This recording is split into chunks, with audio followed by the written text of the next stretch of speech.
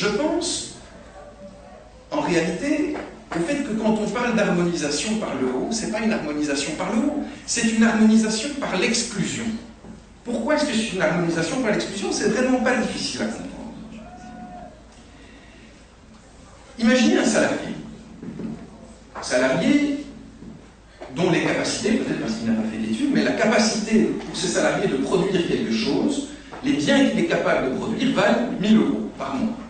Voilà un salarié qui est capable de produire par son travail 1 000 € par mois.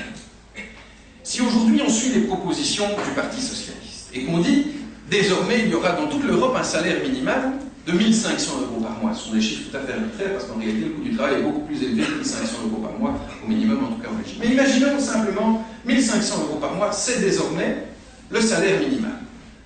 Est-ce que du coup vous pensez qu'un employeur qui voulait bien payer 1 000 € pour un travail qui vaut 1 000 € et qui lui permet de gagner de l'argent, va dire je vais acheter pour 1 500 € un travail qui pour moi vaut 1 000 €.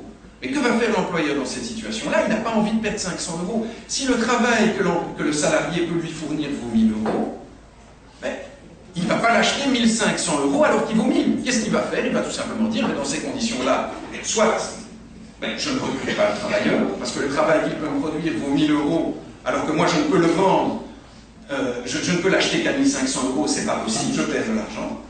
Ou alors il va continuer à employer des travailleurs et les payer 1 500 € alors que leur travail vaut 1 000 €, et il va tout droit vers la faillite. Et ce sont les deux seules options qui sont laissées aux employeurs. Et si vous décidez par une loi, c'est très facile d'écrire une loi. Tout le monde peut écrire une loi disant désormais le salaire minimal est de 1 500 €. Le salaire minimal est de 2 000 €. Le salaire minimal est de 5 000 €. Il n'y a rien de plus facile que de faire ça. Tout le monde sait faire ça. Mais est-ce que ça va permettre aux gens d'effectivement obtenir un salaire minimal de 1 500, 2 000 €, 5 000, pourquoi pas 10 000 €? Qu'est-ce qui empêche le Parti socialiste de dire je voudrais le salaire minimal à 10 000 € dans toute l'Europe? Pourquoi pas?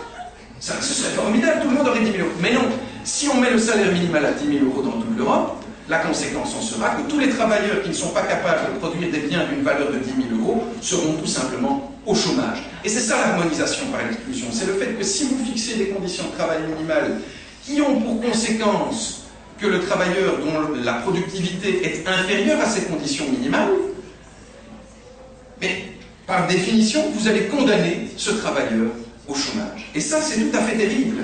Et ce n'est pas, je répète, ce ne sont pas les bourgeois qui sont visés par ce type de mesure. Ce sont les travailleurs qui ont une productivité faible. Et en particulier, si on parle d'harmonisation européenne, les travailleurs qui seront concernés seront en particulier les travailleurs des pays pauvres de l'Union européenne, les travailleurs de Grèce ou du Portugal ou d'Espagne dans une certaine mesure, ou des anciens pays de l'Est. Ce sont ces travailleurs-là qui vont être directement atteints par une interdiction qui leur sera faite de travailler à la valeur qu'a effectivement leur travail. Alors est-ce que c'est ça qu'on veut? Non. Moi, franchement, non. Moi, je ne pense pas que ce soit ça la solution.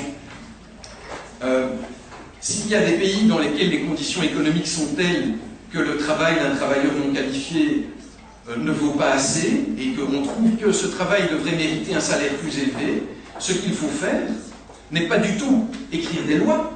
Écrire des lois, ça ne produit rien. Écrire des lois, ça ne donne rien. On ne donne pas à manger aux gens en écrivant des lois. Ce qu'il faut faire, c'est permettre à l'économie de ces pays, qui sont peut-être à un stade de développement moins avancé que ne l'est la Belgique ou l'Allemagne, permettre à ces pays de se développer. Et bon, ça c'est leur affaire, mais voilà quelle est la solution pour eux. La solution pour eux, c'est de leur permettre de se développer, et pour se développer, ils ont besoin de liberté économique. Ce ne sont pas les lois qui vont élever leurs conditions de vie, mais bien leur travail, et voire l'accumulation de capitaux dans leur pays, parce que vous comprenez bien que la productivité d'un travailleur dépend aussi des machines qu'il utilise. Un travailleur qui utilise une machine, et les machines c'est le capital, hein, dans une entreprise, les machines c'est le capital qu'on a investi dans l'entreprise. Un travailleur qui utilise des machines d'une valeur élevée aura une productivité beaucoup plus élevée qu'un travailleur qui utilise des machines d'une valeur faible. Les travailleurs, pour avoir une productivité élevée, ont donc besoin de capital. Les travailleurs ont besoin du capital, comme les propriétaires du capital ont besoin de travailleurs pour exploiter leurs machines.